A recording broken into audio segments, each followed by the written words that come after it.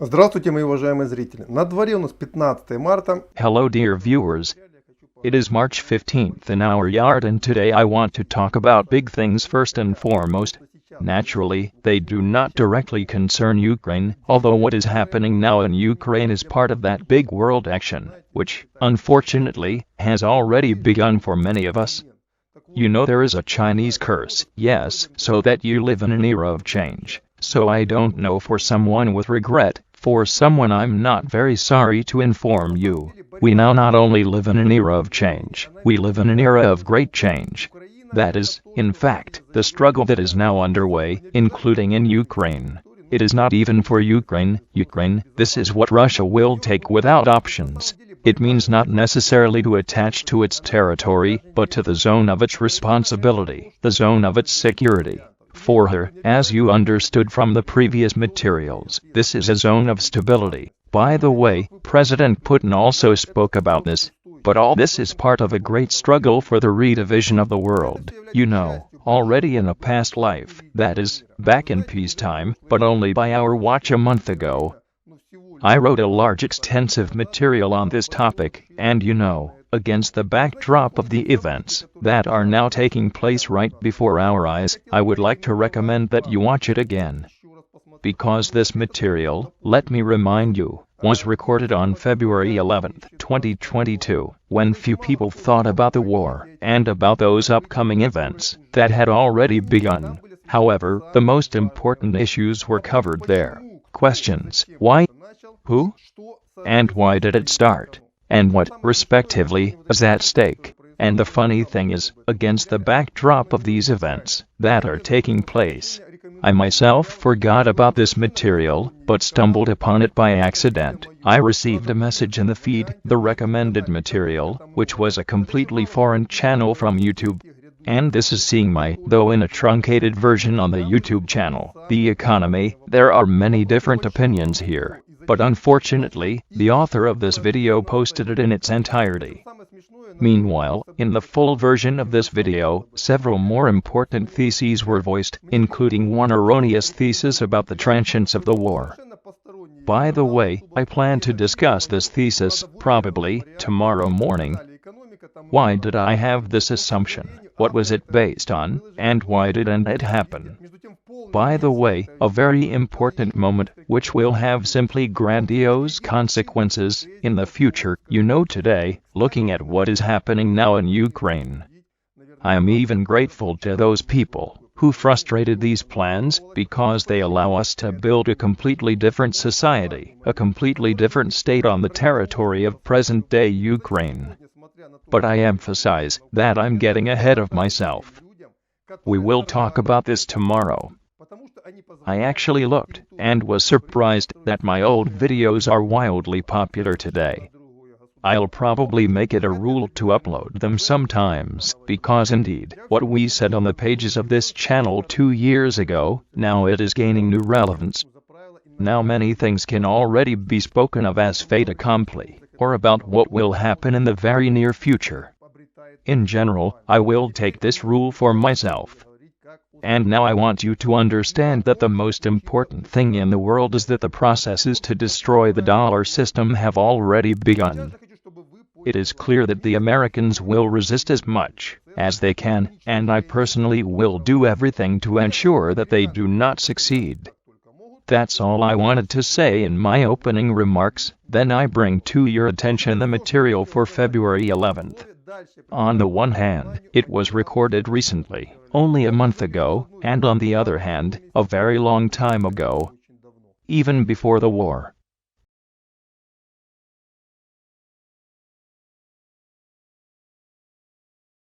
И снова здравствуйте, мои уважаемые зрители. На дворе у нас продолжается 11 февраля. Hello again, my dear viewers. February 11th continues in our yard, and you know, today, in the second article I want to touch on the topic that I have long wanted to cover, but thanks to the previous first article, comments on it, I decided to return today.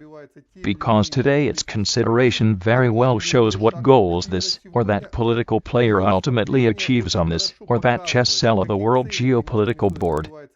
In the morning, as you remember, I talked about how the negotiations in Berlin ended yesterday between Russia and Ukraine on a settlement in the Donbas. And he said that in fact, in general, I am satisfied with the result of these negotiations. Despite the fact that they did not give a big obvious clear result, I immediately heard a lot of reproaches about the fact that in fact nothing fundamentally changed. Everything is as it was. No Minsk Kiev is going to fulfill, and therefore, this can be safely called a continuation of the impasse. Well, yes, if we consider that the main goal of Russia is the implementation of the Minsk agreements, then perhaps yes, this is a continuation of the impasse. Over the past months, if not a couple of years, I have been trying to convey one simple, at first glance, unusual idea. And who told you that the main goal of Russia is the implementation of the Minsk agreements, and why do you think that Russia is so worried about this issue? After all, if we look at those foreign policy goals and objectives that were already clearly outlined by the Russian Federation at the end of the previous year, then, in my opinion, even the most recent person understands. And Russian diplomats chewed it out that the next task that the Russian Federation was going to solve was the restoration of its geopolitical power in the post-Soviet space. That is, the entire post-Soviet space, only the Baltic states remain in question, is a zone of its vital interests. And if we add here again what the president of Belarus Alexander Lukashenko said, in the very near future the task is to restore the core of the Eurasian Union represented by Russia, Belarus, Ukraine and Kazakhstan. Moreover, it is obvious that Vladimir Putin plans to complete this process during his lifetime. And now let's get back to the Minsk agreements, and what is written there.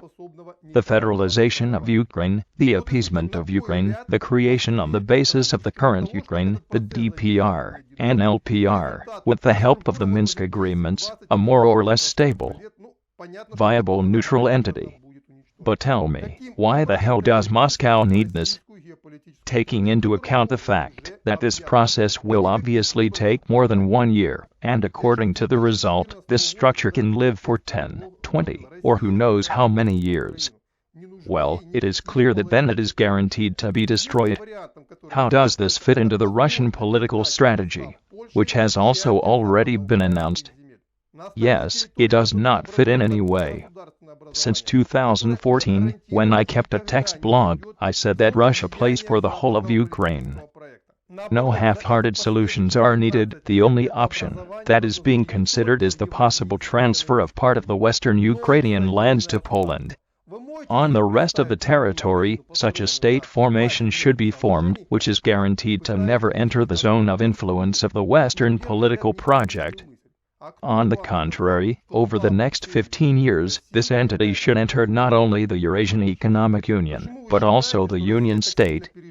You can imagine any Ukraine built on the basis of the Minsk agreements that would fulfill these criteria. For example, I can't. Perhaps you can do it better. Hence, any next political power that suits Moscow and Kiev, it can be formed only after a tough purge of current politicians. A tough sweep of the current political environment from where they are born. And what, tell me, I don't want to express myself here, Minsk will help Moscow to solve something here. Therefore, the Minsk agreements are absolutely not interesting not only to Kiev but also to Moscow. But it is also obvious that the Russian Federation today is not ready to solve the problems of Ukraine by force. It has not yet fully mobilized its internal resources, and the foreign policy configuration that will allow solving this problem with minimal geopolitical losses has not yet been fully created. It is for this reason that the current escalation in the Donbas is not in Moscow's favor. But realizing that London and the United States are doing everything possible to make this aggravation happen, Russia is preparing, among other things, for this option. And it is absolutely not excluded, just like the war in Donbas in 2014. if we carefully recall the aggravation in Donbas in 2014 that happened. After all, Moscow did not need it. In fact, there are so many oddities in the actions of not only the Strelkov detachment and the Ukrainian political authorities in 2013 that this allows us to assert that, in general, what Strelkov did in Slavyansk, in principle, official Kiev, and even more so Washington, was more than satisfied with all this. Washington needed to unleash a war in the Donbas and draw Russia into it as much as possible, to come up with such an impenetrable economic and political barrier, which, ideally, would allow Russia to be strangled. Well, at least it will allow her to weaken as much as possible for a longer period of time. Because already by the 14th year it was clear where Putin was aiming, and what plans he was hatching at the same time. Unfortunately for Washington, this plan was only partially implemented. Russian sanctions were announced, but they were rather weak, and did not affect Russia globally, and if they did, then for the better. That is, the process of import substitution, which began in those years, is now gaining momentum in many critical sectors, primarily the military-industrial complex. Russia is no longer critically dependent on Western countries. Over the years, she has visibly strengthened, and she is ready for her jump. And in order to finish what was not finished in 2014, Washington is planning to unleash a serious big war, as a result of which the Ukrainian regime will fall. In fact, the fact that Ukraine and Russia will fall sooner or later, in my opinion, is already agreed not only by all the leading political forces in Washington, but even in Ukraine as a whole. They are already beginning to understand this. The question is only in what form, and when Ukraine will fall. And most importantly, what political dividends will it bring to one and the other opposing side? And no more. Otherwise, in fact, the question is no longer worth it. And here we must take the place of the United States of America. In fact, to understand why Americans do this, you really need to get into their shoes. And I invite you to do it with me. And so, the Americans reached the peak of their geopolitical power somewhere in the year 2006-2007. And to some extent, Putin's Munich speech became a turning point when Russia threw down the gauntlet to the United States of America, declaring to them that she did not agree with the results of the defeat of the Soviet Union, and she is going to seek a revision of the results of this struggle. Moreover, as a result of the previous 70 years, there was a tough confrontation between Russia and the United States, in which China was gradually drawn more and more, and becoming stronger. And let's remember that the big program for the rearmament of the Chinese army, it was announced around 2005. It was then that this new navy began to be built, which today already amazes even the Americans with its power. It was then that the foundations were laid for strengthening the qualitative strengthening of the Chinese People's Liberation Army, which today is becoming more and more influential for China to solve its foreign policy tasks. And it is no coincidence that all this coincided with Putin's speech. In fact, even then, China and Russia, as a whole, agreed to eventually challenge the United States. The only question was when it could be done. And the Americans also saw it perfectly. And they also calculated that if nothing fundamentally changes, then sooner or later China will overtake the economy, which actually happened in 2016 to 2017. Moreover, with the inertia that has been taking place in recent years, the likelihood that the Americans' ability to maneuver on economic issues, that is, the ability to retain at least some leverage of pressure on China, will weaken more and more every year. And all this will be combined with the revival of the economic and military power of Russia. And the crisis of 2007 to 2010 showed that the global financial system has reached a dead end, and it needs to urgently look for a replacement. And it's one thing when you make a replacement, when you have no competitors, by and large. The whole world has nothing to choose from, no matter what system you offer them. As following the results of the Second World War, the Americans offered the Bretton Woods system to the whole world. What choice did they have? All of them were either defeated or seriously weakened, and in fact, the Americans dictated the terms of surrender to them. The economic capitulation of the whole world against the Americans.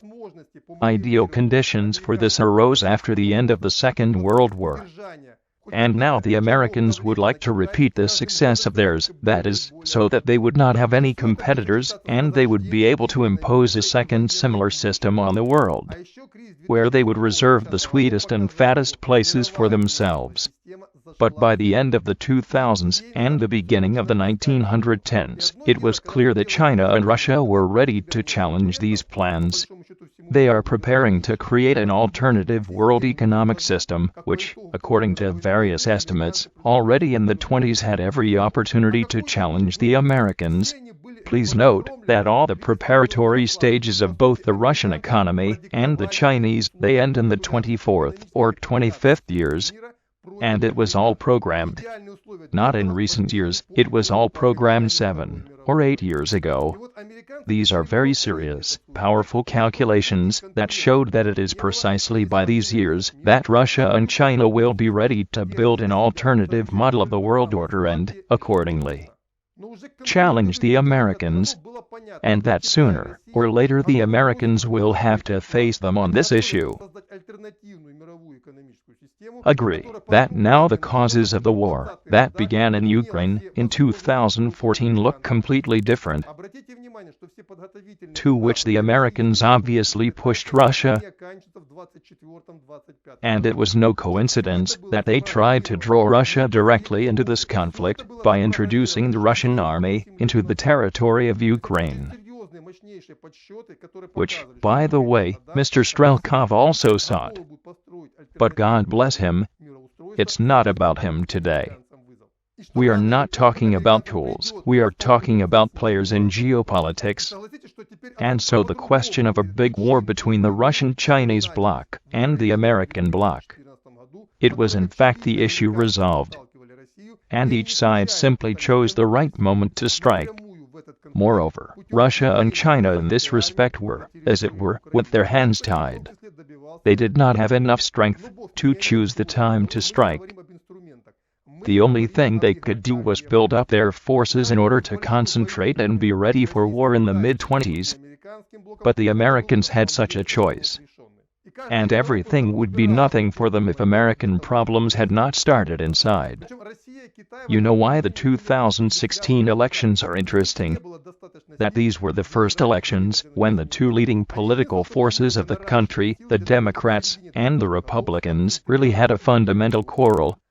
You know this one, the excitement of the struggle between Hillary Clinton and Donald Trump. It was transmitted to the entire American society.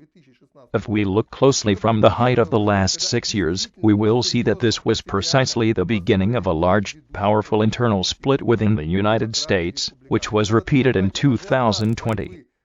Moreover, it has entered a new stage.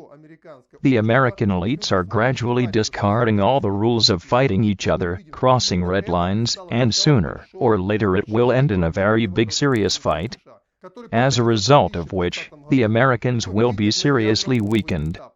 And this is actually well understood by all American politicians. Moreover, over the past 5 to 6 years, Americans are rapidly starting to lose their political weight around the world, due to the fact that they, in fact, ceased to be negotiable.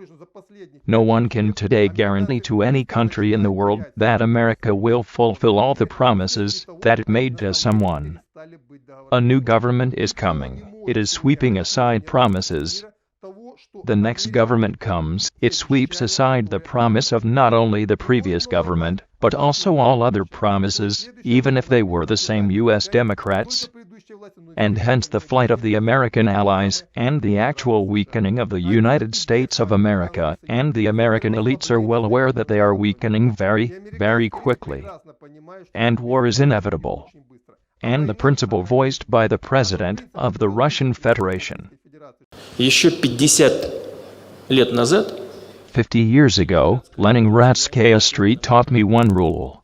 If a fight is inevitable, strike first. Бить надо первым. Она работает в обе стороны. И американцы... She works both ways, and the Americans know that the Russian and Chinese training will be over by the age of 24 to 25. They simply had to strike ahead of the curve. The war in Ukraine was supposed to be such a blow ahead of the curve. That is, the invasion of the Russian army, which the Americans and the British are still preparing with very great care.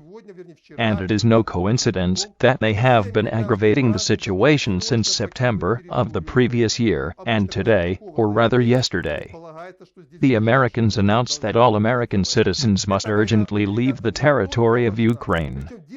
Usually, after such a statement, it is assumed that a war should begin here in the coming days. This war is so important to the Americans, and it's absolutely not about Ukraine, as you understand, it's about geopolitics. Because if the Americans do not start it today, they will not be able to tear off from Russia and China, for the most part, the still large European core, which has not yet been determined. If they do not do this, then today they are already guaranteed to lose the fight. Because if Russia makes it to the situation of 24 to 25 years, and during this time it will still be able to achieve very much together with China. I recently did a review of Latin America. In principle, by the end of 2023, Latin America will have a configuration that has never happened over the past, probably, more than 100 years. Almost all significant countries of Latin America can become in opposition to the Americans, and, accordingly, in any conflict China-Russia against the United States will take the side of Russia and China, and we see the same thing today in Africa. And yet, a significant part of Asian countries are also today included in the allied structures for Russia and China, for example, SCO, same India, same Pakistan, and in fact, apart from Japan and Taiwan, but there may still be several small countries. In the United States, at the moment, there are no serious allies in Asia, and the same goes for the European Union. The European Union today is split into two camps. One part of Europe, led by Great Britain, for close cooperation with the US, the other wants to remain neutral. Well, and, accordingly, to sit on two chairs, while partially restoring their sovereignty, which is largely suppressed today by the very same Americans. It is for this reason that I said this morning that what happened in Berlin, on the whole, suits me. In fact, both Kiev and Moscow are dragging time today. To date, their interests in this coincided, because Kiev is well aware that it is a sacrificial lamb for the so-called European allies, first of all, even American allies, and taking into account the fact that all Ukrainian elites are doomed to be slaughtered, this does not suit them at all, and for the same reason that Russia is not ready today. She says that she can start this war, she will even take Ukraine very quickly, within a matter of days, but even being ready for this scenario, she really does not want it to be realized today. For the same reasons I explained in today's video, I urge you, my dear viewers, in fact, this blog exists so that as many people as possible understand what is happening in the world at the largest geopolitical level, because the only way to understand the situation, and you can come to the right conclusions, who benefits, and who does not, despite what politicians say today. Even if you hear again and again 100 times from the President of the Russian Federation that the most important moment for Russia is the implementation of the Minsk agreements on Donbas. Look at other actions of the leadership of the Russian Federation. Today, Russia is least interested in the implementation of the Minsk agreements. She's getting ready to play big and take the putt. And the Minsk agreements, yes, allow us to win the situation to some extent. But there is no question of any disruption of the bank in this situation. That's about what I wanted to say in this release. Keep asking questions, posting comments. Perhaps from your comments another material will be born, which, on the other hand, may highlight this issue. That's all I have for now on this topic. Goodbye. Subscribe to the channel. Well, traditionally at the end of each issue, I always wished everyone, I wish, and I will wish, Be healthy, especially brains. Goodbye. Будьте здоровы, особенно мозгами. До свидания.